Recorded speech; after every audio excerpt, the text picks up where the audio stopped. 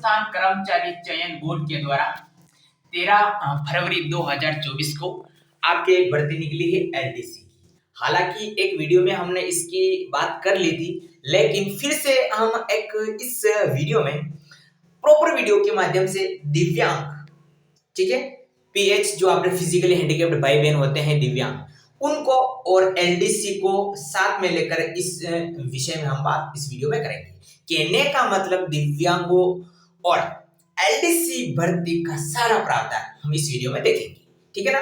दिव्यांगों के लिए आयु, प्रावधान है ना, आरक्षण, फीस, सिलेबस, कितनी सीटें हैं, क्या है, सारा का सारा एलडीसी भर्ती का मक्खन दिव्यांगों को जोड़कर हम देखेंगे प्रॉपर, ठीक है।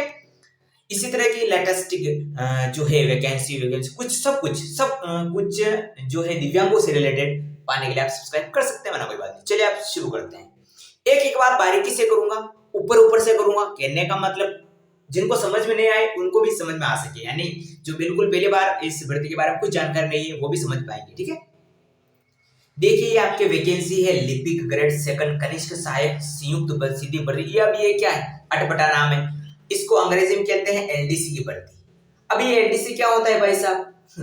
एलडीसी का मतलब कुछ विभाग होते हैं जिसमें बाबू का काम करते हैं, जैसे कंप्यूटर का काम करते हैं स्कूल में, बिजली विभाग में बाबू होते हैं, है ना, ऐसे सब में बाबू होते हैं जिनको हम देसी भाषा में बाबू कहते हैं। लेकिन बहुत बड़ी नौकरी है, तो है ना, राजस्थान कर्मचारी पेपर होगा, ये तो बहुत खतरनाक है ना।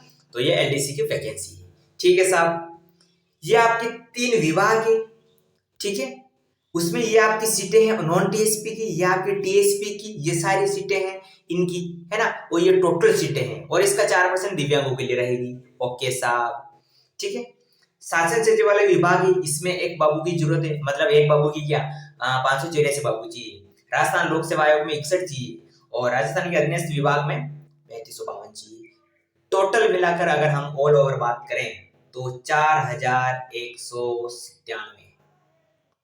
ये क्या, ये आपके बाबू है भाई साहब। क्या है भाई साहब? बाबू। आई बात समझ में? यानी इतने आपके चाहिए, इसका 4% आपके दिव्यांगों के लिए निकल जाएगा इसका, ठीक है। ओके साहब, अब सीधा हम चलते हैं फॉर्म कैसे भरना है, क्या नहीं भरना है, ये तो आप जानते ही हैं, वैसे कोई बताने की जरूरत नहीं है। आपको ओटीआर करना पड़ेगा, एसएसओ आईडी के माध्यम से फॉर्म भरवाया जाएगा, ठीक है ना। एक बार फीस लगेगी, पहले लग गई, अब की बार नहीं लगेगी। किसी की कम ज्यादा लग रही है तो ओबीसी का, जनरल का इनका ध्यान रखें, वरना समग्र दिव्यांगजनों के लिए 400 रुपये रहेगी। किसी भी कैटेगरी से हो, दिव्यांग में आप या किसी ओबीसी कुछ भी दिव्यांग हो तो 400 रुपये चाहिए। ओटीआर करना पड़ेगा, पहला कर दिया तो अच्छी बात है, ठीक है, नहीं किया तो अलग बात है। ओके साहब, ये आपकी सीटें रहेगी, इसमें भी प्रॉपर वीडियो के माध्यम से फिर हम बात कर लेंगे, कोई बात नहीं। ये आपकी सीटें रहेगी सबकी, इसको एक अलग प्रॉपर की वीडियो में से मेरा विचार है कि इस एलडीसी भर्ती में दिव्यांगों के लिए सीटें का अलग वीडियो देने का मेरा विचार कर रहा है अच्छी तरह से, क्योंकि वरना वीडियो बड़ा हो जाएगा, ठीक है। ये आपकी सीटें रहेगी। ओके साहब, देखिए मैं ऊपर से बता रहा हूँ, ताजा कैसे है, क्या है, ताकि लास्ट में मैं आपको जल्दी जल्दी बता दूंगा कैसे क्या है। सबसे पहले तो ये एलडीसी की भर्ती है, ठीक है साहब, ठीक है। 3 विभाग में बाबू की जरूरत है, ठीक है भाई साहब। एक विभाग में आप एक ही फॉर्म लगा सकते हैं, तीनों में एक एक नहीं लगा सकते। कहने का मतलब तीनों में से केवल एक विभाग के लिए फॉर्म भर सकते हैं, जिसमें ज्यादा सीटें लगा सकते हैं।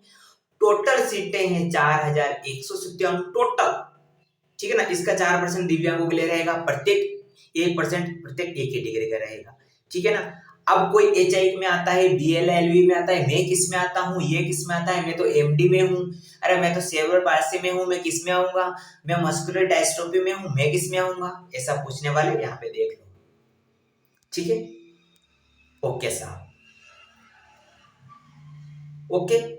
मल्टी डिसेबिलिटी में कौन आएगा, यहां से पढ़ो, multiple disability from amongst person under clauses 1 to 4 इसके बीच में अगर आपके 2 कैटेगरियां हैं मिक्स, तो आप ऑटोमेटिक 5वीं कैटेगरी में चले जाओगे, कहने का मतलब एमडी में चले जाओगे। ओके साहब, दिव्यांगजनों का आरक्षित क्षैतिज होगा, आप जिस कैटेगरी में हो उसी में माने जाओगे, ठीक है ना। एलडी में हो तो आप चाहे किस में भी हो, लेकिन एलडी में ही रहोगे यूं, ठीक है ना। बेंचमार्क का मतलब होता है कि आपको सीटें दी जाएगी अगर खाली है तो। ओके, आपको सर्टिफिकेट देना पड़ेगा ज्वाइनिंग के समय परमानेंटली वाला। आपको विशेष योगी नहीं है, आप दिव्यांग तो हो लेकिन एलडी में हो, एमडी में हो, ऐसा आपको क्लिक करना होगा, ठीक है। ओके, ये वाला है, सब कुछ है। मैं जल्दी जल्दी बता रहा हूँ सब कुछ, ठीक है ना, ताकि लास्ट में मैं आपको जल्दी जल्दी बोल के बता दूंगा वापस। ठीक है, ये आपकी वो आ गई आयु, आ गई आयु में जो आपके क्या बोलते हैं इनको, दिव्यांगजन, 10 साल की इसमें छूट रहेगी। ठीक है, ओके साहब, और मैं आपको इसमें सारी की सारी चीज से बता दूं, ठीक है।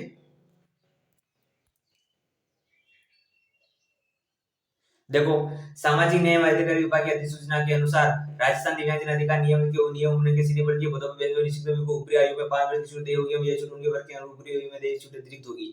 ठीक है, 5 वर्ष की दी जाएगी वैसे तो। अरे यार, और उसके बाद ये पूरा का पूरा आपका जो है ये आपका सिलेबस आ गया है कि आपको क्या पढ़ना और क्या नहीं पढ़ना, हिंदी इंग्लिश सब कुछ ही। अब मैं आपको जल्दी जल्दी बता देता हूँ सब कुछ। ठीक है, दिव्यांगजनों को 5 साल में जो है 5 साल की छूट दी जाएगी, आयु वाला कोई प्रॉब्लम नहीं है।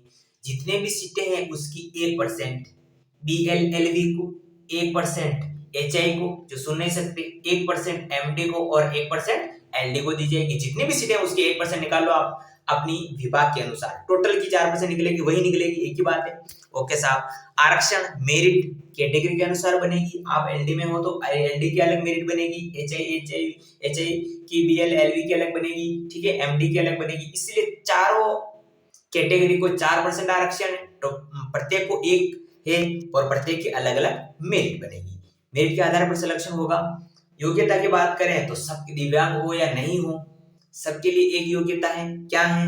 12वीं पास चाहिए प्लस सीईटी चाहिए। सीईटी का मतलब ये नहीं कि आप सीईटी दे रखी, पास होनी चाहिए, ठीक है, यानी 15 गुना में आपका नंबर आ जाना चाहिए। इसके अलावा आप कंप्यूटर कोर्स होने चाहिए, चाहे RSCIT हो चाहे PGDCA हो, ये तीनों अगर आपके हैं तो आप ये एग्जाम दे सकते हैं।